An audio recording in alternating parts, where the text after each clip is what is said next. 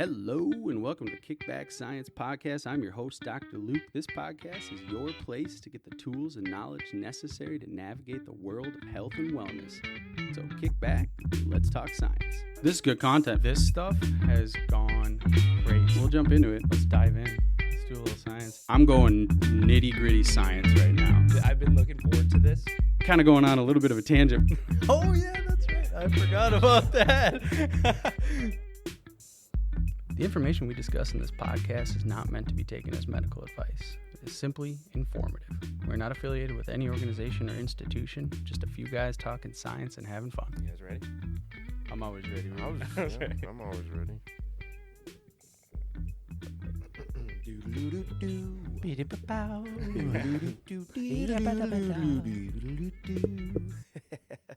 All right, thanks for tuning in to Kickback Science Podcast. I'm your co-host, Reed, joined with our host, Dr. Luke, and behind the scenes, Joe. Hey, boys. Hey, what's up, Joe, Dr. Luke? I missed you guys. I didn't really miss you that much. What? I'm kidding. Come on, Joe. It's been since Friday, Yeah, which we won't talk about Friday. 48 hours. Yeah, that's a long time. Yeah. I called you like 3 times yesterday.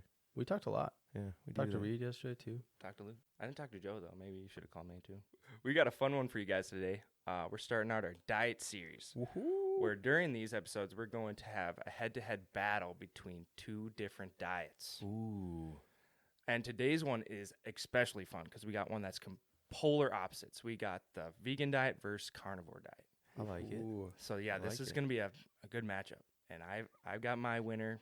I know who I'm picking. Joe, do you know who you're picking to win I this have battle? an idea, You have an but idea? I don't know. We'll I see. 100% know. I can't would bet on assume it. these because it's totally biased. But we got to get some brackets together Yes, so we people can pick their winners. Let's start out with the vegan diet. Netflix has a documentary that's You Are What You Eat. Oh, yeah. So I think that one's been catching a lot of steam lately. So let's start with that one. Let's go to the science behind it, pros and cons, and just the overall benefits of everything. Yeah, no. So today with vegan versus carnivore, and I like that you brought up the You Are What You Eat documentary. That one's definitely like just towards the vegan community, Oh, but very not much so. necessarily carnivore. Because in the study that they did, it was omnivores. They were able to eat vegetables and stuff. Whereas so carnivore specifically, like that diet is strictly animal products. And so as opposed to omnivores, which animals, you can still eat fruits and vegetables, but you do have meat in your diet. And carnivores, it's just all sources from the animal. And vegan is the exact opposite. So you got one end of the spectrum, very extreme, only animal products, and the opposite, 0 animal products. So nothing that comes from the animal. So not just the meat, but also like no dairy, so no milk, cheese, eggs, and all that. So nothing from any animals Right. at all. So it's just, the plants, so fruits and vegetables and such. That's what a vegan diet would be. And that kind of distinguishes it from a vegetarian, where vegetarians can still have, cheese, dairy products, but they're not going to have meat. And then you get into the other diets of like pescatarian, where it's like, oh, well, you know what? I'm going to eat fish because I don't care about fish that much, but I don't want to eat the cow. I don't care about fish yeah, that much. yeah, for whatever reason, people just want to Fish don't have any feeling when Yeah, you catch that's them. what people say. But that'll be another episode where we'll talk, paleo and other diets. But yeah, so that's what those are. It's either only animal products, animal foods, or 0 animal foods. Why would anyone want to do vegan? I mean, let's be honest. Well, okay, that's actually a good question, and there are a few reasons that I'd say there's 3 big reasons. So one is this idea that it's beneficial for health and longevity, and I'd say that's a majority of people because these diets turn into these like cult-like followings, which we'll talk a little bit about, like how that messes up the scientific community, but people that are really passionate about the vegan diet, a large majority of them are going to be due to the health benefits, right? Like this idea that it is beneficial for your health, which we'll get into. A second idea is it's beneficial for the climate, the environment, and and that's catching a lot more steam. And the You Are What You Eat documentary, they focused heavily on not just the benefits of a vegan diet for your health, but also for the environment.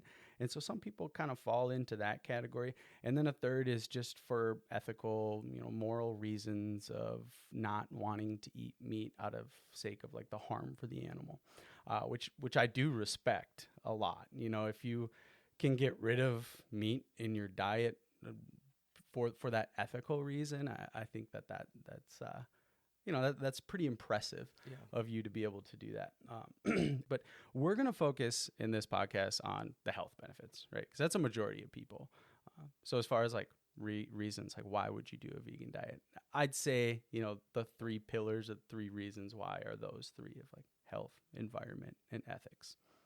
So let's talk about what are the health benefits of going vegan. Okay. So like as far as health goes, there is a ton of research just on people who eat more fruits and vegetables tend to live a lot longer and tend to be free from diseases. So when you compile a bunch of studies into a meta-analysis, which we talked about before, of like, okay, let's look at the evidence of one particular topic. And here we're talking a plant-based diet and the effects that it has on health. You do see that even when you're not looking specifically plant-based diets, but you do see overall there's this trend of people who have more fruit and vegetable intake tend to live longer. So this idea of, okay, we know fruits and vegetables are beneficial to our health, I think has led to this like in combination with this blown up out of proportion idea that meat is harmful to your health for whatever reason has led people to be like, oh, fruits and vegetables are good. Let's just add that to or have that as a diet. Now, as far as like specific components of fruits and vegetables, like the biggest one, the one that we have the most evidence for in terms of benefits for your health is fiber. I mean, you look at fiber intake across different populations in these observational studies where they're observed populations and study fiber intake and benefits on their health. And it's very clear that, there's not this two-sided, sometimes fiber's good, sometimes fiber's bad. It seems to be that fiber intake definitely benefits your health. There's one particular review that showed an increase in 10% of fiber intake decreases mortality risk by 10%. So risk of dying of any disease. So there's like this linear relationship of like increased fiber, decreased death is kind of the idea. And plants, so fruits and vegetables, very high in fiber, and meat, not high in fiber.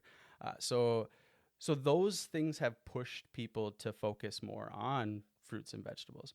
And as far as like what additional compounds are in there, we don't have a ton of evidence on these they're called phytochemicals, or chemicals within plants, that there are some animal studies that show that different phytochemicals can reduce the risk of cancer and cardiovascular disease. But again, these are done in animals. The human studies are observational, and so you're not actually like giving people these different phytochemicals and studying their health impacts. But the animal research is there, and the just overall like increase in fruit and vegetable and the effects that it has on your health is pretty evident.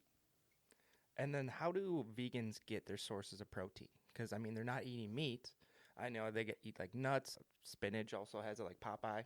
But like, what kind of other intakes? Shout out Popeye. Yeah, shout out Popeye. So as far as protein intake goes, I've heard a lot of people that are vegans say like, oh, I get plenty of protein from X, Y, and Z. And the reality is yeah, you can get a lot of protein intake from different vegetables. And the problem comes, though, is the amino acid composition of the protein is a lot less sufficient in plants than it is animals. And what I mean by that is when you take in protein, you have essential and non-essential amino acids. Essential, these amino acids that make up this protein that you're taking in, if it's essential, it means that you have to take it in out of your diet. Your body's not able to produce that. So it's really important to get that in your diet. Non-essential, your body can create those proteins on its own. And one of the essential amino acids that plants are lacking in is leucine. And there's a couple other ones too. Tryptophan and methionine are other ones. But leucine is the biggest protein involved in, or biggest amino acid involved in protein synthesis. It activates what's called mTOR, so mechanistic target of rapamycin. That's your cell's process of stimulating protein synthesis. So when mTOR is activated, again, by leucine and other things, but leucine is able to basically communicate to that cell like, okay, let's build. And so it's really important to have leucine composition high when you're taking in protein. And I'm focusing on leucine here, but obviously all the other amino acids play a role. But in a vegan diet, and these plant-based proteins tend to have lower amounts of leucine. And so if you're talking like specifically just eating these, fruits and vegetables and plant-based protein, you're getting lower amounts of these amino acids. And then on top of that, your body is not able to absorb the protein as efficiently when it's taken in as these plants. And the reason being is most of the protein sources within vegetables is tied up in all this fibrous material. It's difficult for your body to break it down and reabsorb it. And so you do have to increase the amount of protein that you're taking in a plant-based diet in order to meet what you want to actually absorb. So it's different when you're looking at like plant-based protein content, let's say like 30 grams versus a meat-based protein, which you can absorb very readily in your gut.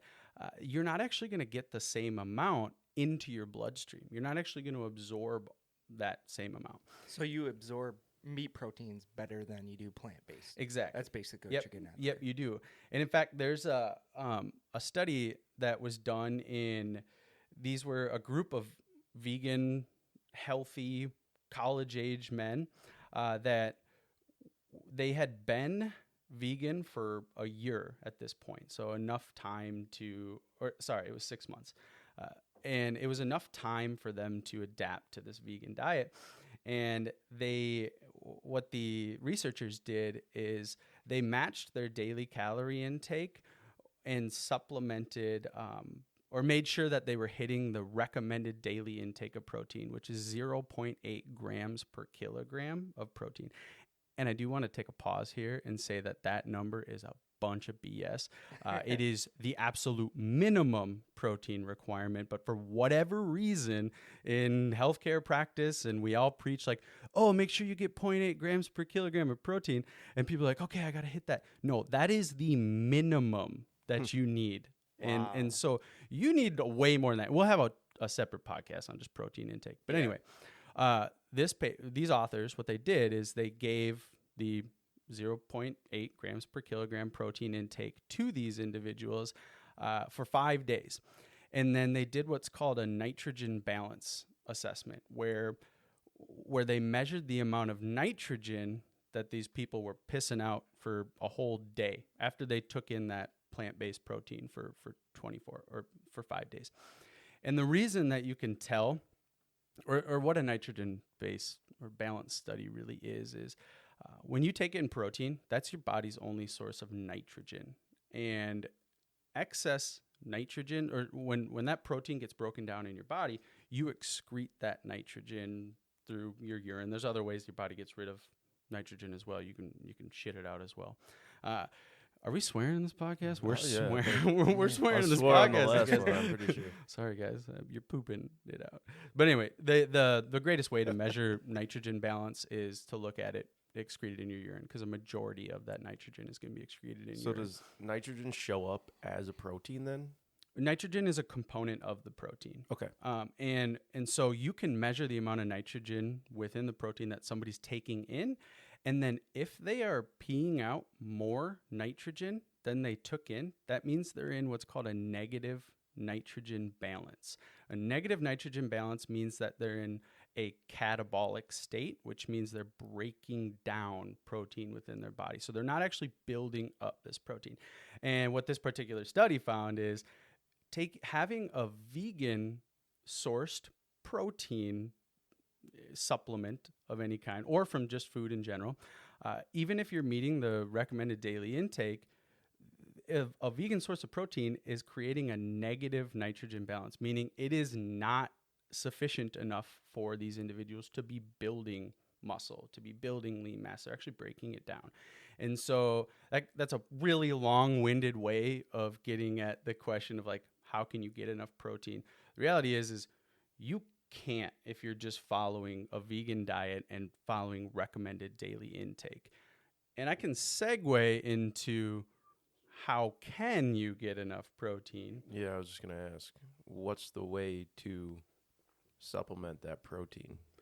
So there's another study that looked at if you take in, so they actually compared with a randomized controlled trial, and these are very, very well done studies where you've got a group of people that go through a different arm of the study, and they don't know which arm of the study they're in. So they don't know if they're having the plant protein, or they don't know if they're having the animal-based protein or milk-based protein here, whey protein. So they compared, okay, if you had whey protein versus if you had a blend of animal-based protein. And in this study, they did soy, corn, and pea protein. And the reason they did that, side tangent, you ready? Right. So I talked about different vegetables and vegan-based proteins and how they're deficient in certain amino acids. So one being lysine. Turns out wheat protein is very low in lysine. Corn protein is low in lysine, but also tryptophan, and then really low in leucine. And then pea protein is low in methionine. So each different type of protein has its own deficiencies, but when you blend them together, they're able to kind of cover for the other types of protein, if that makes sense. So they made a blend of different types of plant-based proteins here, and they gave that in a matching amount to different individuals in this study. So one group had the whey protein, milk-based protein. The other group had the mix of the plant-based proteins, but they had the same amount. They didn't know what they were getting. Exactly. Which baffles me. And because even plant-based protein tastes terrible.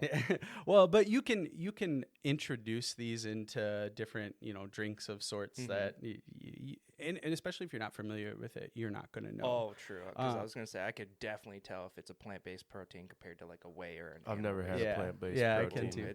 It's grainy. Grainy. Yeah. But there's also some whey proteins that are really like the non-flavored ones. I noticed being a little grainy too. But anyway, what they did here is they gave the same amount of protein, 30 grams of protein, and they measured in the blood. So what was the amino acid composition in the blood? And I mentioned a vegan diet, there's a difficulty absorbing all the protein versus whey protein, which gets very readily absorbed. And they found that although the vegan or the plant-based proteins had a lower amount of amino acids in the blood, so that means that out of the 30 grams of protein, more of the whey protein got in the blood, which, again, we would expect based on what I was just saying. But they measured protein synthesis rates. So I talked about that mTOR and building muscle, that anabolic phase. Those were not different between the two. So what that tells us is, okay, if you're doing a vegan diet and taking plant-based protein, you need to get enough protein to stimulate that protein synthesis to occur. And if you do, which based on this study, it seems to be about a 30-gram mix of different types of protein, you can get the same amount of protein synthesis. So turns out you can get there, but you really have to be intentional with it. And in another study, they looked at protein synthesis rates and strength gains in untrained individuals and looked at, okay, if you had animal-based protein versus plant-based protein, can you get the same strength, same muscle adaptations? And they found out they could when they hit 1.6 grams per kilogram of body weight per day, which that's double that recommended daily intake. And so they were able to get the same adaptations, but they had to supplement, versus the omnivore group in this particular study did not even need to supplement to get to that, 1.6 grams And that per daily intake is based off your body weight times 0.8, right? body weight in kilograms. In Yep. kilograms. Times okay. 0.8. Okay. And that's again, the minimum That is threshold. the absolute minimum. So you have to eat a ton of protein, and it's a lot tougher if you're plant-based. Exactly. So, if you look at, as far as absorption goes, you've got to increase about 10 to 20% of protein intake to even get the same amount absorbed.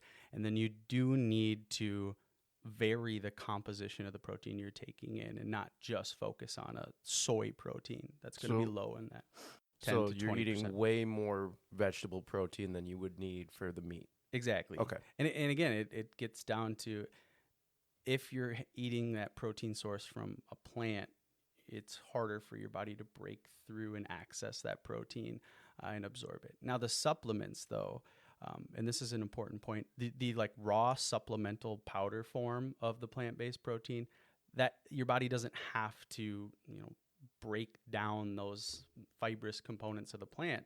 That protein is just there and able to be absorbed. And so then it allows your gut to absorb it. Still, though, the whey protein has shown to be absorbed at a higher level than the plant-based protein, but it's not, you absorb more from the powder form than you do from the actual plant itself. And do you see any benefits in mood if you go vegan? Like, a lot of people, their energy levels are low because they're eating like a lot of carbs, or like they're falling asleep. Is there any improved mood or like sense of feeling or energy? So the funny thing with this type of research, and this goes for all nutritional research in general, is it's very difficult to do. And you get what's called a healthy user bias. And a way to think of that is, all right, imagine I'm going to do a study and I'm going to look at a population of vegans and say, okay, you're a vegan. Now I'm going to give you this survey and you tell me how you're feeling. And then we're going to go look at people who are not vegan and do a survey and see how they're feeling about their diet, their mood, their mental health, and all this. Then you compare those two. And then and this is what happens all the time. And then all of a sudden you'll get a vegan group that's like, oh, vegans are much more happy and content with their diet. Now, if someone is so focused on their health to go strictly plant-based, there are way more, aspects of their overall health than just eating plants. You're comparing them to people, the average American who is not active, who is eating the standard American diet, which there's a Harvard post about the top 10 foods that people eat in the United States. The number one is grain-based pastries like cookies and all this. Like, that is the most consumed product I that saw we that eat. list, and I eat pretty much all 10 of those. Dude, yeah. Well, Well, and so if you look at that and you think like, okay, you're comparing a vegan population to this population, of course you're going to see this, because someone who is going on any strict diet is very health conscious. You've got to consider, and the studies try to do this stratification where they control for these variables, but you can't possibly control for all the variables there. And so to answer your question of mood, the data that are there to suggest improved mood are just a bunch of BS. And you'll hear a lot of anecdotal data. So you'll go online and there's a whole community of people that are like, oh, once I went vegan, I felt so much better. Started doing yoga. Yeah. Meditating. Yeah. And now you're stereotyping. I'll cut that out. No, I think that's perfect. Yeah, I'll leave it in. But yeah, so no, I think you'll find that with any diet. You ask me any diet, literally any single one, and I bet I can find you so much data on it improved my mood. Right, yeah. Well, it's not just they're, like you said, they're very focused on their health, probably working out, which working out helps your mental health. It's, one of those, we talked about that on a earlier cast, right? And how it basically that determination and commitment to something is something that boosts your what is it? Damn it. Sorry, I was looking at my notes here. Yeah, see, he's ignoring me all day. Your dopamine. Give me a bit. Stop. Dopamine, thank What you. Always increases fun. dopamine? Well, like the working out. Sure, like you get that like, dopamine. right?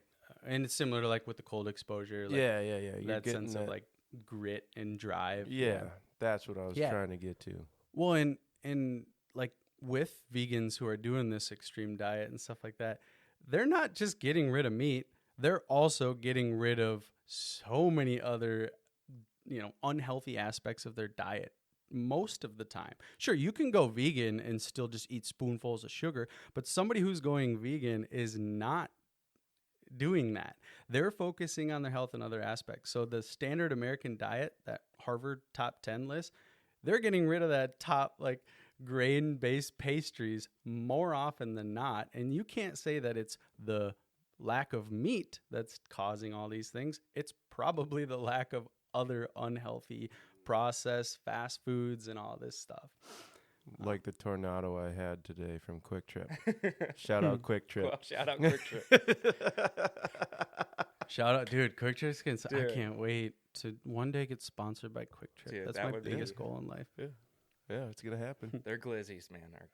Glizzies. I'd like to kind of circle back on the phytochemicals.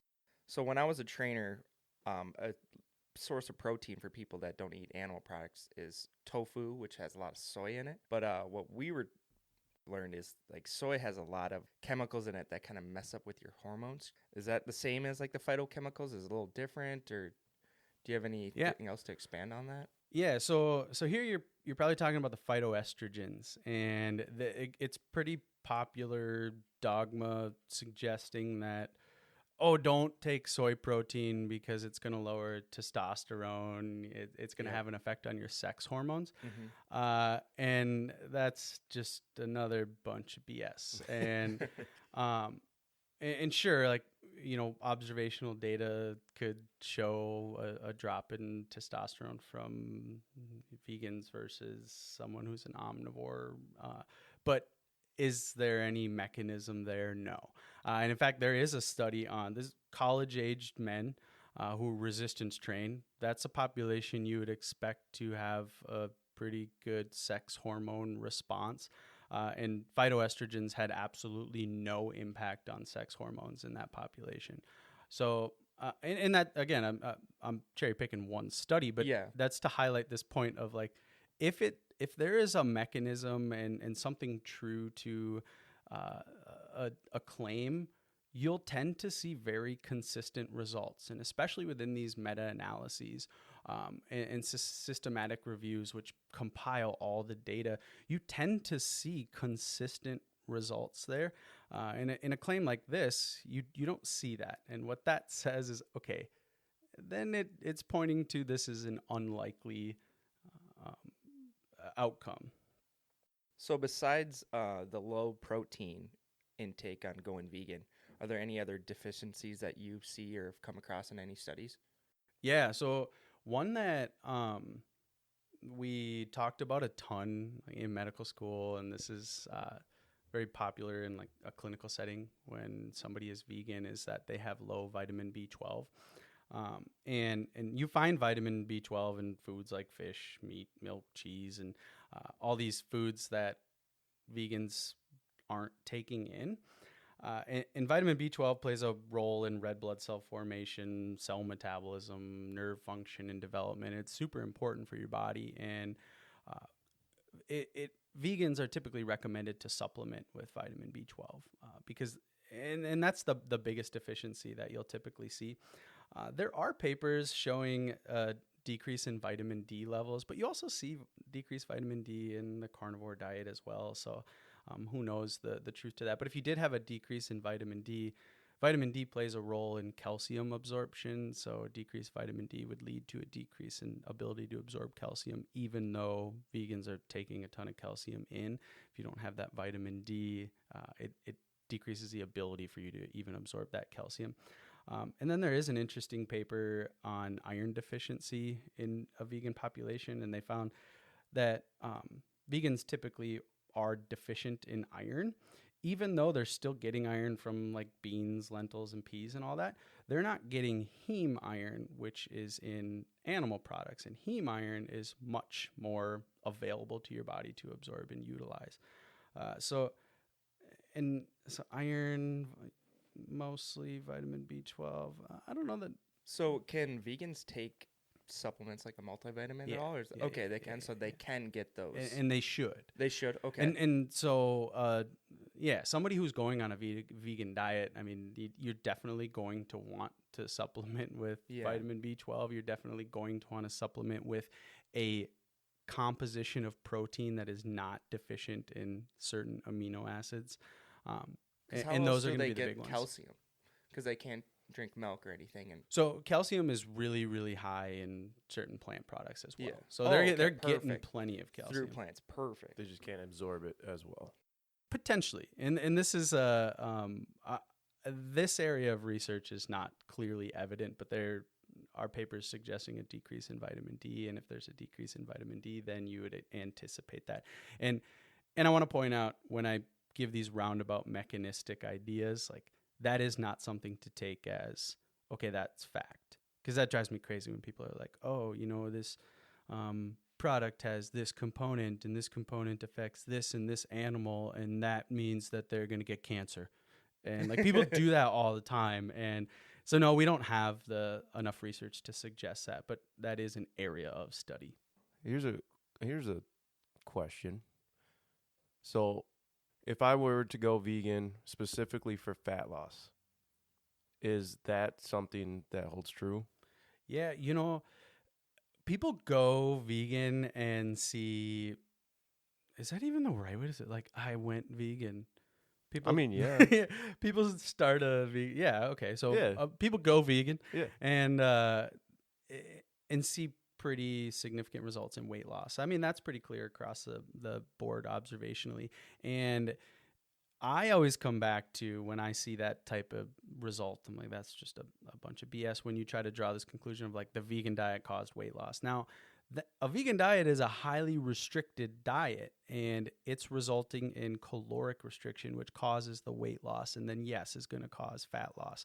However, as I pointed out with the earlier study on nitrogen balance, if you're restricting calories and you're not meeting protein intake, sure, you're losing body fat, but it is very clear you're also losing lean body mass. So if you're breaking down muscle and fat, you are not any healthier. In fact, you might be less healthy than when you switch to the vegan diet. So yeah, I mean, you'll lose weight, but. So I've seen some articles on like how dairy or milk is bad for you, and then it's kind of being pushed by big corporations. Is there any science behind that on if that's true or not, or what do you see, or what's your opinion on that? Yeah, you hear this all the time, and as far as like being funded by big corporations, you see that everywhere in every nutrition industry. It is not just milk, it's meat, it's also plant-based products. Like, there's huge organizations that strive to decrease animal product consumption and stuff. So yeah, so as far as like that goes, that's a bunch of BS. I'm going to say that a lot. I'm going to say bullshit now that we can swear. But when you look at the research, people who consume dairy have higher lean body mass, lower body fat, higher bone mineral density, and better overall health. Like, this is pretty consistent. There's a pretty recent review of meta-analyses and systematic reviews. So like a review of a review, that's a lot of data showing that there is no effect on mortality with increased dairy consumption. And in fact, in some papers, it showed it reduced risk of mortality. And there's additional papers, so a meta-analysis from 2019 that showed milk actually reduced different markers of inflammation. The popular ones people look at are CRP, IL-6, and TNF-alpha. All three of those reduced with an increased consumption of milk. And so, what exactly are those? So those are called cytokines. And I mean, with COVID being recently popular, and you always hear of like cytokine storm. So a cytokine storm that was causing all these impacts on people's health and causing them to go into, different like organ failure and not functioning properly is due to this elevation in these cytokines that are markers of inflammation. It's an inflammatory response. And when you go into the clinic, a lot of times they'll measure your CRP levels. It's a C-reactive protein is what it's called, and it tells you, what is your inflammatory state at this moment. Yeah. And so milk actually improved those metrics. So no, I don't think milk is bad for you. I don't think dairy is bad for you. You'll see a lot of people say like, oh, but 70% of the population is lactose intolerant. And like that claim is thrown around, and it is not true when you look into the data. Sure, there is a large percentage of people that are lactose intolerant. There's a review of children, adolescent age children, that the review of papers goes from 0 to 19% of children are lactose intolerant, so much smaller than this 70% that people throw around. Now, having issues with lactate absorption, or lactose malabsorption, that is kind of common. Wow, my voice just shot up. That is much more common. You'll see that across different populations from like 50 to 70%, but that doesn't mean that you're intolerant of lactose. And so, yeah, that claim is might get bullshit. a little diarrhea. Yeah, who doesn't like a little diarrhea? The excess that you can't absorb just comes out like water. Well, on that note, anything else we should talk about? You guys have any more questions? Did we cover it pretty well? I got one. We talked about it earlier on in this podcast, and I'd like to bring it back up. So the You Are What You Eat documentary. Oh, yeah. I know a lot of people that have been wanting to switch to vegan after watching or gone vegan. Can we just touch back up on that and like what it was all about? Yes. Should we all go vegan, Joe? I tried watching that, and I fell off pretty quick. I did too, yeah. I didn't like how it was. It felt one-sided almost in my mind, I guess. Yeah. Well, all these documentaries are. Did you ever watch like Game Changers or Forks Over Knives? No.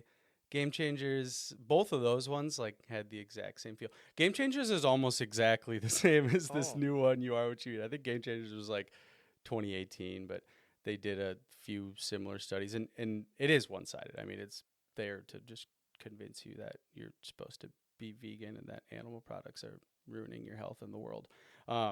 This documentary, so many people have gone vegan because of it, and I keep hearing this, and especially like people in the clinical world, which I've been surprised by.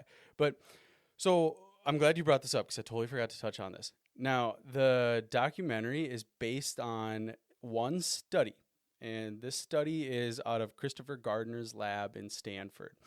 And he's done a lot of papers and is very much involved in promoting a vegan diet and testing the effects of being a vegan.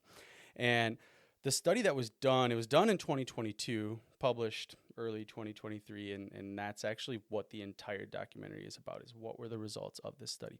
So what they did, very, very cool study. Like, this is really well done, and I wish they did a better job of explaining what the results actually showed instead of just cherry picking what data they think fits their agenda. But the study's well done. What they did is a twin study, and these are identical twins versus non-identical twins. When you have a set of identical twins, genetically they are identical, because when a egg is fertilized by a sperm, that egg will develop into the fetus, and when you have an identical twin, that same egg and sperm is divided into what ends up being two separate babies that come from the same egg, same sperm. So they're identical genetically, versus these non-identical twins where you've got one sperm fertilizing an egg, or you've got two different sperm fertilizing two different eggs that develop together and become twins. Now, genetically, those twins are going to be similar, but it's going to be randomized in terms of what genes they're getting from mom versus dad. So anytime you can study identical twins, you help with this controlling the genetic influence on what you're testing.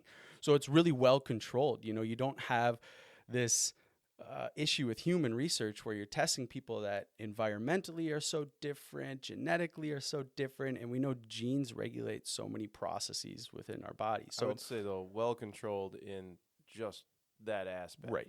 But that's a huge aspect. Well, So- yeah, but I mean, were they controlling, for example, what they're eating? Yeah. We'll get into like how they tried to control for these other Okay. aspects too. But if you can start with, it's almost like doing animal research where you get these groups of mice and rats that are genetically bred to be similar so that you can study these outcomes more efficiently. So they had this awesome opportunity to study these identical twins, and they had 22 sets of identical twins, both males and females across the board. And so that ended up being 44 participants, so 22 sets of twins. They randomized these twins where one twin would be in a vegan group and the other twin would be in an omnivore group. And they had them do that for 8 weeks. And the first 4 weeks, they supplied all the food to them to get them familiar with, okay, this is what you should be eating because, they haven't done these diets in the past. And so it's a new diet and they got to teach them, okay, this is what you should be eating when you do the 4 weeks on your own. Because after the first 4 weeks, then they just gave them recommendations on what to eat. And what they did is they wanted to assess a variety of outcomes, cardiovascularly, what's happening to blood pressure, cholesterol levels, triglyceride levels, what's happening metabolically, so with insulin levels and glucose, what's happening to weight and body composition. So, we talked about the vegan diet, and if you can't get sufficient protein, you can lose lean body mass being in that catabolic state. So they did include what's that DEXA scan of assessing how much, not just how much weight is lost, but how much muscle, how much fat. And so they did this over a course of 8 weeks, which, it's a short study, but it's so highly controlled that it's hard to stretch these out any longer. And 8 weeks is enough time for you to see any sort of adaptation. And when you watch the documentary, you see them follow these 4 sets of twins that were in the study. So they picked these 4 sets and we're like, hey, you're going to be part of a documentary. So you're not just in this study, but we're going to follow you around with a video camera and all this stuff. And that's what they did. And that's what you see in the documentary. Do we know why they picked those 4 sets? That was random. I mean, Okay. it was just like, hey, do you want to be part of a documentary in addition to this? Okay. And we'll just kind of follow you and interview you. And so that's what you're seeing play out. And that adds this like crazy level of bias to the data as well, where let's say you're like told, you're in a study and you're told, hey, we're doing a documentary on the benefits of a vegan diet. We're going to follow you around. I mean, if you know anything about the placebo effect of a diet, the person who's not in the vegan group then is like, oh, there's this, hundreds of millions of dollar documentary being put together about the health impacts of being vegan. And like, they're going to start to feel worse on this diet anyways. And so you've got the placebo impact that is kind of messing up the data here. But what's crazy is when you pull up this paper, and the documentary does a great job of like cherry picking, like, oh, look at the vegan population lost weight. And then they show these DEXA scans and just don't really talk about like, wait a minute, they're losing so much freaking muscle in this. Like that is not healthy for them. And so when they gave them their diet, did they give them the appropriate amount of protein, carbs, fats, and all of that in the first 4 weeks? So they tried to control for these, but they did not do a very good job. And that's what I want to talk about is like when you look at the results of the paper, it is so cherry picked and it is so frustrating. It is like to a T what you see when a published paper is trying to fit some sort of agenda. They say, oh, what we found. So if you look at the results, they say that the vegan group had a decrease in LDL cholesterol, a decrease in fasting insulin levels, and a decrease in weight. So those things were significant, but they just failed to address all these other aspects of the study. And if you look at figure 2 in the paper, you'll see that the vegan group had an increase in triglycerides and glucose levels at rest, which is not metabolically healthy. That's not a good outcome. They didn't report that. They had a decline in HDL at the end too, which we're going to have a cardiovascular lecture about HDL. Like, is it good? Is it bad? But when you report it, a lot of researchers will report it in an increase being beneficial, a decrease being negative. And then hidden in the supplemental material, this isn't even in the paper, but I did a little digging, and if you click, they always have to include supplemental information for any of the data they include, but it's a separate link, and you pull up the supplemental file, and there's pages on pages and pages. But what's buried in there, and you can see all the charts of what they had as far as food intake during the study. The vegans had a lower intake of saturated fats and added sugars versus the other group. And they had higher intake of vegetables, fiber, iron, and polyunsaturated fats.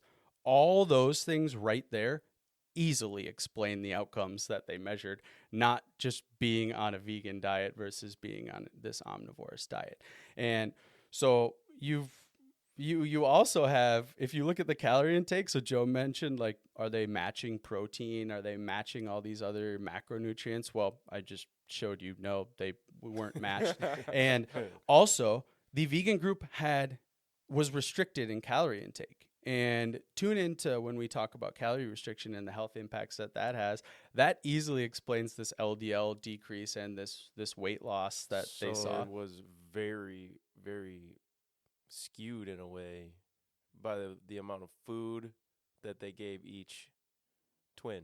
And what they were eating too. So they didn't have the same amount of It calories, wasn't- omnivore Nope. and vegan? Oh, Nope. And if you look, if you that, equate like, the calorie deficit that the vegan group was in, and then you calculate that with weight loss and what you saw with LDL, like, it clearly explains the results that we're seeing. So no, it's not this vegan diet. Like, it seems pretty clear that it's not the vegan diet. And what's tough is in the research it does, but in Yeah. the documentary, oh yeah, no, that's they what I'm saying. totally It's cherry just- picked. they don't say anything Yeah. about what they're eating, like calorie wise. There's none of that background. Right.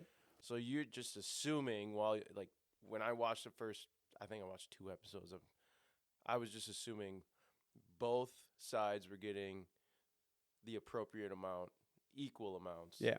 of everything. Well, that's what they do a really good job of showing you. And then when they highlight the data and just try to showcase all these benefits, all they're doing is focusing on the positive outcomes, and they're failing to address the lack of significance seen in all these other aspects. And and like you said, having it being a documentary, those people are like, "Oh yeah, I feel great." In all reality, they're malnourished. Well, what's funny Dude, is for they real, also, in the supplemental info, you can find satisfaction that was reported. So how satisfied are you with this diet? And they assess this over time. And they don't want to show that the vegan group was less satisfied across the board than the control group that they compared them against. So they were not satisfied. And then Stanford came out with a press release paper that you'll never see reported. And it was basically following up with all the twins. They followed up with every single twin and just asked them if they sustained it. 0 of those twins that were in the vegan diet sustained this vegan diet. Both sides? So, or no, just the vegan? yeah. So they all switched back. It wasn't sustainable. And we talk so much about adherence. Well, when you're not giving them enough food, of course you're going to be starving and having these cravings. They're like, fuck this, dude. Yeah. I want food. What are you guys doing to me? Yeah. I mean, that just is this whole thing of what the hell are you talking about? And it's funny. I was just kind of digging through this study because, I hear people talk about what do you think of this documentary? I went vegan because of it. And it's well, before I give you any recommendations, I need to dig into this research and find what it really found or see what it really found. So I did watch the documentary. I did not want to watch it at all, but if I'm going to talk about it, I need to watch it. And then, read this paper front to back, including supplemental information. And there's this funny, so one of the main outcomes they were measuring was trimethylamine oxide. So TMAO, you may hear of as an inflammatory marker. TMAO is basically a byproduct from when you eat certain meat and dairy products. They're high in these components that when your gut bacteria break them down, they produce this trimethylamine that is then transported to your liver, converted into trimethylamine oxide. And that marker, TMAO, or trimethylamine oxide, is shown to be correlated with risk of atherosclerosis. So having, this poor blood vessel response leading to cardiovascular disease. And the jury's still out on that, but there is this correlation between TMAO and cardiovascular disease. So they were looking at cardiovascular effects of the vegan diet, so they want to report TMAO, and they know, the meat diet is going to increase TMAO. So if we can show TMAO increase with eating meat versus vegan, then boom, we can say it's more risky. Well, turns out there wasn't a difference. And it's really funny. They have this statement. So it didn't differ between the vegan and the meat intake group, this TMAO. And they say, there's a statement, and this is quoted: "There was no difference in TMAO, but after we removed 3 outliers from the vegan group, the difference became significant." So they're like, yeah, there's no significance. But if we got rid of these 3 participants, it became significant. So there's that. God, So omitting data. And there is a process of removing outliers from data not collection. Omitting it if they told people they omitted it, right? Well, they have to. You can't omit data I know, as I'm an just outlier kidding, without reporting it. But they tried to not report it. Right. And then they mentioned 2 additional participants in their dietary recall before assessing TMAO, because they had to do a blood draw to look at circulating TMAO levels. And they looked at, what did you eat in the last 24 hours? And they consistently did that to make sure everyone's adhering to this diet. And they said, well, 2 participants in the vegan group had high TMAO containing diets in the last 24 hours. And so we decided to omit that particular blood draw that morning, but kept all their other blood draw data because those numbers were high. And it's like, what? You can't just cherry pick these data. It's so crazy. And it's very clear. Again, all these things, it's textbook what you would see when researchers are trying to fuel an agenda. Mm-hmm. And in addition to that, so when you look at and before I say this, because we talk in a lot of different diets and stuff about funding and bias and all this. Bias exists in all research. You're going to see bias. Mm-hmm. Research needs to be funded by institutions. You're going to get funding from different organizations that tend to try to push these agendas more. And as a researcher, you're not just going to turn down funding to conduct your research. But you do need to be aware of these biases, because there is pressure and involvement from these companies that fund the research to say, hey, if you don't find these outcomes that we're looking for, you can't publish the data, and we want to be a part of the process of writing the manuscript and making sure everything's included. So that does exist, and so it needs to be reported as a conflict of interest, reporting bias in terms of where were the researchers, or where are they from? What organizations are they involved in? Where did they get the funding? So we know, as when we're looking at this, when I read these papers, I want to know, okay, what is the conflict of interest here, and how much could that potentially contribute to the outcomes that they reported? And so huge conflict of interest. The documentary was entirely funded by the Beyond Meat organization through the Vogue Foundation, which, if you look at the Vogue Foundation that funded the study documentary and provided all the money necessary to put out this agenda, they say their foundation funds organizations that protect animals and promote plant-based products. They say this. They were also involved in promoting the Game Changers documentary as well. And so there's this clear bias here. Plus the, Dr. Gardner's lab in Stanford, he has kind of stepped away from conducting research and is now involved in these dietary initiatives for promoting plant-based diets. And so he's kind of given himself this huge level of bias and not participating in the research as much as he is this, nutrition agenda of promoting a vegan diet. And he's so the face of the vegan diet now. Among a few faces of the vegan really, diet. Yeah. And it's just you look at a bunch of the other authors, and you can see he sold out. You can see all this bias here, and again, bias is normal, but it's not normal when you look at a paper that's done like this, where you cherry pick the results you talk about and fail to address all these other aspects. It is bullshit. Yeah. So I don't know. I mean, that when you see these documentaries done, like, just stop listening to these one-sided.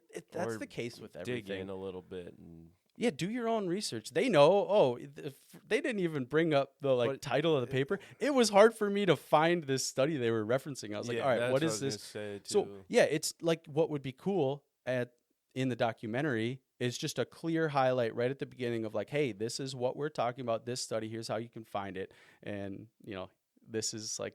But that's not gonna happen. No, and I mean, like, then you wonder, are people gonna look into it? And most of the public don't seem to investigate these things on their own. Just tend to trust these, like, for example, like, to all our listeners, as I say all this stuff, like we're providing the citations, but I don't want you to sit there and take everything I'm saying as if you don't have to do your own research. I want you to always do your own due diligence and encourage yourself to read into the data and interpret it on your own and get familiar with that, because then it will help you be able to navigate through this crazy world of especially nutrition research where, you can hear someone make a claim and then have the confidence and ability to go in and look at the data and see, okay, where did this claim come from?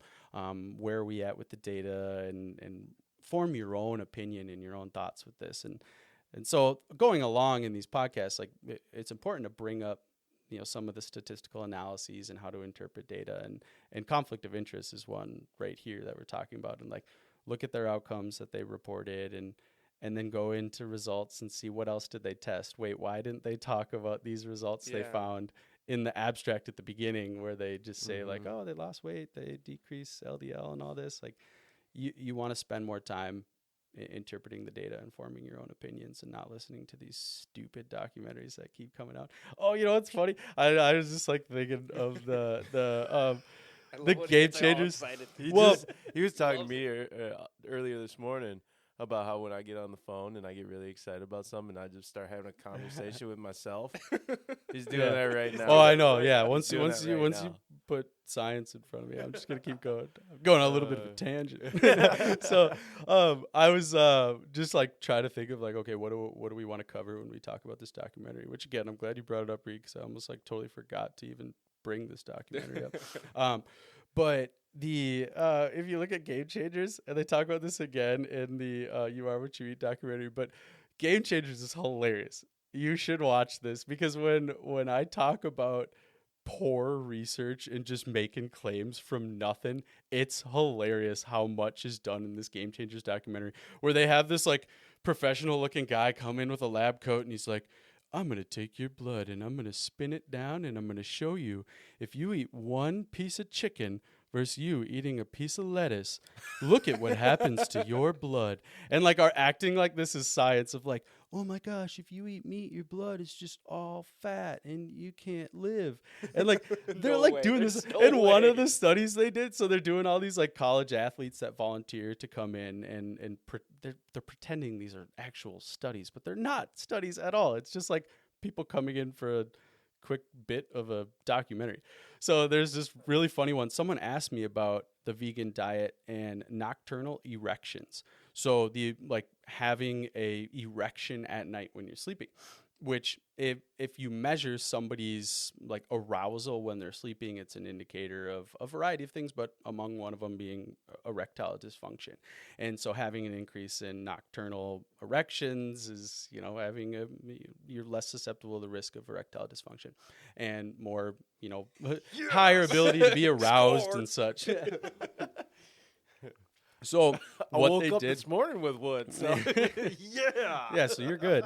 It's probably because you ate all these plants. Yeah. One lettuce leaf. Yeah. So what's hilarious, and what they did in the Game Changers documentary, you see these 3 college kids come in, and they're talking about the vegan diet, it helps with sexual performance, erectile dysfunction, and meat impairs it. And so how they measured this is they had these 3 guys come in and eat a meal that had meat, And then they go sleep in this laboratory with a bed in it, and there's these electrodes that can measure as you're sleeping if you get aroused, if you have an erection or not. And then they had them the following day go through and eat a plant-based diet and then just sleep and measure the same thing. And they showed that when they ate the plant-based diet, they had a significantly, well, wasn't significant because there's 3 participants, you can't determine significance there, but they had an increase in erections at night. And what's hilarious, and like people are like, whoa, yeah, that's crazy. Now, put this into perspective. Let's say us 3 go into this strange place and this strange person gives us meat and to eat, and then we go sleep somewhere we've never slept before with electrodes taped to our inner thighs, and we're just told, go to sleep. Sounds like you are not going to sleep at all. Like, if you sleep, you're not going to be comfortable. That's a whole, like, you have to go through familiarization protocols if you're testing sleep in these environments and if you're testing these things. And then the next day, okay, now you know what to expect. Okay, you know the room, you know what's going to happen, you know what it feels like to have these things measured. You've got your position in the bed, you know all this stuff. Viagra. Yeah. So now you've got this familiarization on the second day, and of course you're going to sleep better, and you're going to have these increase in nocturnal erections. Yeah, well, because you've been in this scenario before. So they planned it out perfectly to show, like, oh, make sure you have them eat the meat on the first night. Had you flipped those diets, I guarantee you would have seen the exact same thing. So, yeah. And then they, like, in the You Are What You Eat documentary, talk about, like, sexual function and performance and all this stuff and address this. And it's like, that is just crazy. That is not a study at all. It's just, like, making stuff up and having these people in white coats and scientists come in and say, ooh, look what happened. And they did this with, like, the females in the study of, like, look what happened to your level of arousal here. And, like, it's 3 different people you're comparing random numbers to. Like, that is not a study.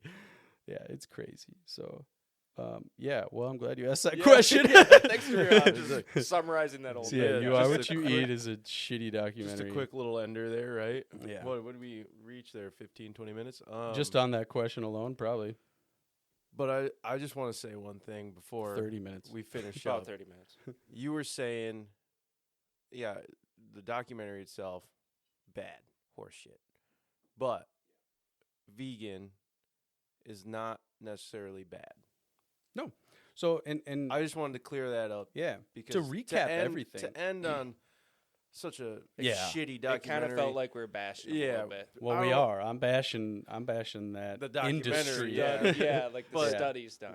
Like mentioned before, if you get the proper amount of protein and you're doing the diet correctly, it can still work and be beneficial. Yeah. And right. So to recap, and good idea. Like, I mean, I don't want to leave everyone hanging with this, like, don't go on a vegan diet. I mean, if you respond well on a vegan diet, just like everything else, go ahead, do it. It can be, beneficial to your health in certain ways if you're smart about it. You got to get the right protein, got to supplement vitamin B12. Do your research. Yeah, do your research. Don't just, like, go straight plants. Because, I mean, you're not going to get go see a nutritionist. Benefits. Yeah, I mean, they'll help you. Right. So I mean, after that recap there, any other questions? Nope. No, I don't think wow. so. I don't think so. All right. Well, tune in for part 2 when we talk carnivore. Thanks for listening, bro. All right, let's go eat some lettuce, get some night boners. You gonna miss us? Thanks again for tuning in to the Kickback Science Podcast. We love talking science with all of you, and if you feel the same, you can support us by subscribing, hitting that like button, and giving us a follow on our social media pages. Don't forget, you can submit questions through our website and in the comments section of all our social media. Have a good one, everyone.